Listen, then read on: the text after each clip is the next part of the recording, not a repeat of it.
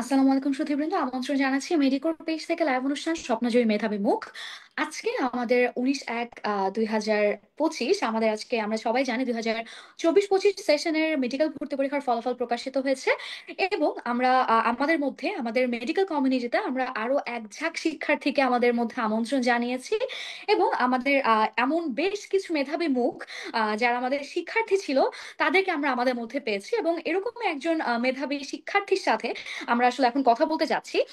আমাদের সাথে আপনাদের সাথে আমি আছি আনিয়া রহমান, সোহরাওয়ার্দী মেডিকেল কলেজ মেডিকোতে আছি কেমিস্ট্রি ডিপার্টমেন্টের ইনস্ট্রাক্টর হিসেবে। এবং আমাদের সাথে আছে ইলহাম দাই মুনতাহি, ন্যাশনাল মেরিট পজিশন 17, প্রাক্তন নটরডেম কলেজ। ডেকে নিচ্ছি ইলহামকে। ইলহাম ভাইয়া, জি, আসসালামু আলাইকুম। প্রথমে এই মেডিকো এবং মেডিকোর পুরো পরিবারের পক্ষ থেকে তোমাকে অনেক অনেক অভিনন্দন এবং অনেক অনেক শুভকামনা তোমার এই ফলাফলের জন্য। কেমন আছো? আপু। আছি আলহামদুলিল্লাহ, ভালোই, ধন্যবাদ আপনাকে। ওকে। সো আজকে ভালো থাকারই একটা দিন, মানে one of the most important নিউজেস of your life actually আজকে তুমি পেয়েছো, রাইট? সো আসলে ভালো থাকারই দিন। সো তোমার কাছে একটু জানতে চাবো ভাইয়া, যখন বিকাল নাগাদ ফলাফল প্রকাশিত হলো, তখন আসলে তোমার কেমন অনুভূতি হয়েছিল? আই নো এটা ওয়ার্ডস অ্যাকচুয়ালি ডিসক্রাইব করা যায় না, বাট স্টিল কেমন ফিল করেছো? আসলে একদম দুপুর থেকেই শুনছিলাম যে বিকালে রেজাল্ট দিবে, তো বিকাল হইতে হইতে 3টা থেকে আমি রেজাল্ট নিয়ে বসি, রেজাল্ট দেখার জন্য ফোন নিয়ে বসে আছি, ওই পেজটা রিফ্রেশ করতেছিলাম। আর শেষ পর্যন্ত যখন 5টার দিকে রেজাল্টটা দিল, আমার আসলে মানে আমি ভাবতেই পারি নাই আর কি যে এত ভালো হবে। আলহামদুলিল্লাহ, আমার মা, আমার বাবা, সবাই অনেক মানে অনেক খুশি হয়েছে, আমি নিজে অনেক খুশি। মানে আর কি একবারই হয়েছে এরকম আমার জীবনে, আমি আর এরকম কোনোদিন এক্সপিরিয়েন্স করি নাই, মানে ওয়ান টাইম ওকে, এক্সপিরিয়েন্স। আচ্ছা ঠিক আছে। ওকে ভাইয়া, তো তোমার এখন কেমন জিজ্ঞেস হচ্ছে? করবো।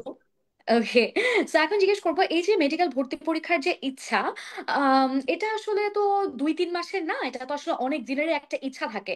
এবং এই যখন এই স্বপ্নগুলো বাস্তবে পরিণত হয়, তখন আসলে এই বাস্তবে পরিণত হওয়ার পেছনে অবশ্যই প্রথমে সৃষ্টিকর্তার ইচ্ছে এবং তোমার অক্লান্ত পরিশ্রম, বাট এর সাথে একটা গ্রুপ ইফোর্টস থাকে, রাইট? সো তোমাকে যদি আমি জিজ্ঞেস করি যে তোমার এই সফলতার পেছনে অবদান কার কার আছে, তাহলে তুমি আসলে কার কার কথা মেনশন করতে চাও? হ্যাঁ, সেটাই। সবার আগেই হলো আলহামদুলিল্লাহ, আল্লাহ তৌফিক দিয়েছেন, সেই জন্যই হয়েছে এটা। আর আমার মা বাবার ইচ্ছা, আমার নিজের ইচ্ছা, আমাদের সবার এটা আর কি, আমাদের পরিবারের আর কি ইচ্ছা, স্বপ্ন যে আমি ডাক্তার হব। তা আল্লাহর রহমতে সেটা হয়েছে।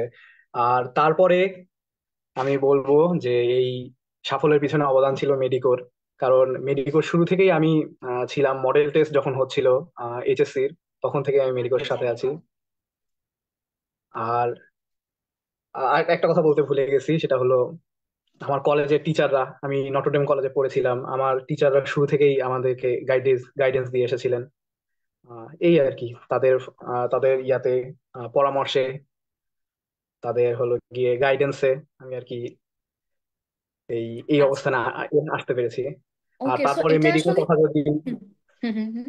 এটাই মেডিকেল জিজ্ঞেস কথা করতাম যদি যে বলতে আসলে হয়, মেডিকো তোমাকে কিভাবে হেল্প করেছে তোমার এই সেটাই, মানে জার্নিটাতে। এখানে তারপর থেকেই হলো মেডিকোর এখানে অবস্থান এরকম যে আমি তো জানতাম না আসলে যে মেডিকেলের জন্য কিভাবে পড়তে হবে বা কি ধরনের প্রশ্ন হবে।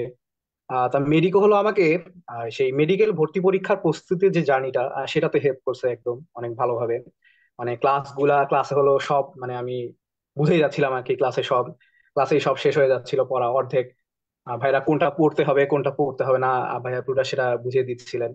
মানে আর কি আমি টোটাল গাইডেন্স যেটা দরকার সেটা আমি মেডিকো থেকে পেয়েছিলাম। আর তারপরে আমার যেটা সবচেয়ে ভালো লেগেছে যে মেডিকোর প্রতিটা পরীক্ষার প্রশ্ন এমন ছিল যে বই আসলে ভালোভাবে এই পৃষ্ঠা থেকে ও পৃষ্ঠা না পড়লে সেই পরীক্ষায় ভালো করার আসলে উপায় নাই। তো এইটা আর কি অনেক একটা বড় হেল্প ছিল। মানে অন্য অন্য জায়গায়ও দেখছি, কিন্তু এখানে আর কি আমার মেডিকোরটা আর কি একটু ব্যতিক্রম ধর্মী মনে হয়েছে। কারণ আমি এটা না আসলে পড়লে আমি আমি হ্যাঁ হ্যাঁ, হ্যাঁ, বলো বলো, শিওর। না- হ্যাঁ, না পড়ছি আমি, যে এক দুইটা পরীক্ষায় একটু কম পড়ছি আমি, মানে কিছুই কুলাইতে পারি নাই এমন ছিল মেডিকেল প্রশ্ন সবসময়, মানে পড়া ছাড়া কোনো উপায় ছিল না। এটা হুম আর হুম। কি একটা বিষয়। এরকম আসলে আজকে আমি যাদের সাথে কথা বলেছি সবাই পার্টিকুলারলি এক্সামের কথাটা অনেক বলছিল, বিকজ আসলে দ্যাটস ট্রু। মানে মেডিকেল কোর্সে সবাই একটু বলে যে হার্ড হতে পারে অর সামথিং, বাট হার্ড হওয়ার জন্য যেটা হয়, ওই যে একটা ব্যাপার আছে না যে কঠোর পরিশ্রম সহজ যুদ্ধ, তো ওরকম একটা ব্যাপার হ্যাঁ, আসলে হ্যাঁ। হয়। আচ্ছা ঠিক আছে, সো এখন তোমার কাছে একটু জানতে চাবো যে তোমার এই যে এখন তুমি আসলে বাংলাদেশের টপ 20-র মধ্যে একজন স্টুডেন্ট, সো কি বল, অবশ্যই খুবই ভালো লাগার কথা। এবং তুমি এখন হ্যাঁ, হ্যাঁ। অলরেডি তোমার জুনিয়রদের কাছে একটা রোল মডেল হিসেবে তুমি উপস্থাপিত হয়েছো।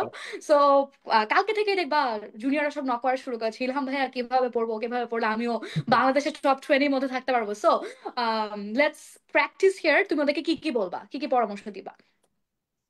আসলে আমি আসলে কিছু ভুল করছি, মানে এই মেডিকেল ভর্তি পরীক্ষার প্রস্তুতি নেওয়ার সময় আমি প্রথমে ওগুলাই বলি। যেমন আমি হলো সময় নষ্ট করছি প্রচুর। আমি এমন অনেক সময় হলো গিয়ে এমনি হেলায় কাটাই দিচ্ছি যে সময় আরো পড়তে পারতাম, আরো ভালোভাবে জিনিসগুলো পড়তে পারতাম। সময় নষ্ট করা যাবে না আসলে। এই যে 3 মাস বা 4 মাস সময় পাওয়া যায় এইচএসসির পরে, সেই সময়টা হলো গিয়ে ভালোভাবে পড়তে হবে, মানে গুরুত্ব দিতে হবে আর কি। আমি আর কি সময় নষ্ট করছি, সেই সময় নষ্টটা কভার করার জন্য আমাকে অনেক বেশি কষ্ট করতে হয়েছে। মানে আল্লাহ রহমতে হয়েছে রেজাল্টটা ভালো, কিন্তু আমি হয়তো আরেকটু স্বাচ্ছন্দ্যে বা আরেকটু সাবলীল ভাবে করতে পারতাম এই রেজাল্টটা, কিন্তু সেটা করতে পারিনি। তাই টাইম ম্যানেজমেন্টটা শুরু থেকেই শিখতে হবে। এইচএসসি শুরু থেকেই টাইমের দিকে একটা ভালো নজর দিতে হবে। আর আর যদি বলতে হয় যে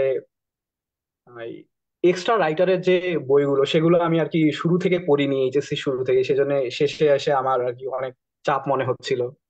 ওখানেও একটু আমার বেশি কষ্ট করতে হয়েছে। এই আর কি, যদি কেউ এটা শুরু থেকেই করে এইচএসসি শুরু থেকে, তাহলে তাদের ক্ষেত্রে কষ্টটা একটু কম হবে আর স্বাচ্ছন্দ্যের হবে এক্সপিরিয়েন্সটা মেডিকেল ভর্তি পরীক্ষায়, এটাই আর কি। আর আচ্ছা। এই দুইটাই আর কি আমার মনে হয়েছে যে মানা উচিত। তা বাদে যারা হলো মানে কলেজের স্যারদের কথা ফলো করে বা তাদের টিচারদের কথা ফলো করে, তাহলে মানে তারা টিকে যাবে আসলে মেডিকেলে, যদি ভালো একটা গাইডেন্স পায়। আচ্ছা, তো তোমার যদি টাইম ওয়েস্ট করার পরেও এরকম একটা রেজাল্ট হয়, তাহলে তো মানে তোমার গাইডেন্সে যারা বেসিক্যালি পরবর্তীতে পরীক্ষা দিবে তারা তো আসলে আর কিছু বলারই নাই। সো অনেক অনেক কংগ্রেচুলেশনস ইলহাম, আবারও তোমার হচ্ছে এই ফলাফলের জন্য। অনেক কষ্ট করেছো এ কয়দিন, অনেক নির্ঘুম রাত। ইনফ্যাক্ট যদিও এক্সাম হয়েছিল ফ্রাইডেতে, বাট স্টিল আই নো যে পরের 2টা দিন যত ভালো এক্সাম হোক না কেন, একটু টেনশন তো থাকেই যে আচ্ছা কি হবে বা না হবে। সো অনেক দিন পরে আজকে একটা ঠান্ডা মাথায় ফ্রেশ করে একটা ঘুম দাও। আর এরপর থেকে তোমার ক্লাস স্টার্ট হওয়ার আগ পর্যন্ত যতটুকু পারো এনজয় করে নাও। কারণ এরকম বলছি না যে মেডিকেল মানেই মানে কি বলবো একদম সবকিছু শেষ হয়ে গেল, বাট স্টিল যেহেতু তোমাকে আবার পড়াশোনার মধ্যে যেতে হবে, সো এরকম ফ্রি টাইম লাইফে খুব কম পাবা। সো নিজের মতো এনজয় করে নাও। আর আবার তোমার সামনের দিনগুলো অনেক অনেক সুন্দর এবং ইজি হোক, এটা আমাদের সবার পক্ষ থেকে তোমার জন্য দোয়া। অনেক অনেক ভালো করবা ভাইয়া। ঠিক আছে, আমাদের সাথে ধন্যবাদ থাকার আপু। জন্য অনেক অনেক ধন্যবাদ। ওকে, ঠিক আছে। সুধীর, কথা বলছিলাম ইলহামের সাথে, জাতীয় মেধায় 17তম, অর্থাৎ আপনারা বুঝতে পারছেন যে দেশের টপ 20 একজন স্টুডেন্টের সাথে আমরা কথা বলছিলাম। সো সে আমাদেরকে বলছিল যে তার শর্টকামিংস গুলা কোথায় ছিল, টাইম ম্যানেজমেন্টের কথা বলছিল। সো এরপরেও তার সাফল্য, যেটা হচ্ছে ঢাকা মেডিকেল কলেজ এবং 17তম হয়ে চান্স পাওয়া, সেটা আসলেই আমরা সাধুবাদ জানাই। আমরা আশা করছি ইলহামের সামনের দিনগুলো অনেক অনেক সুন্দর এবং অনেক অনেক সহজ হবে, সে আশায় শেষ করছি। আসসালামু আলাইকুম।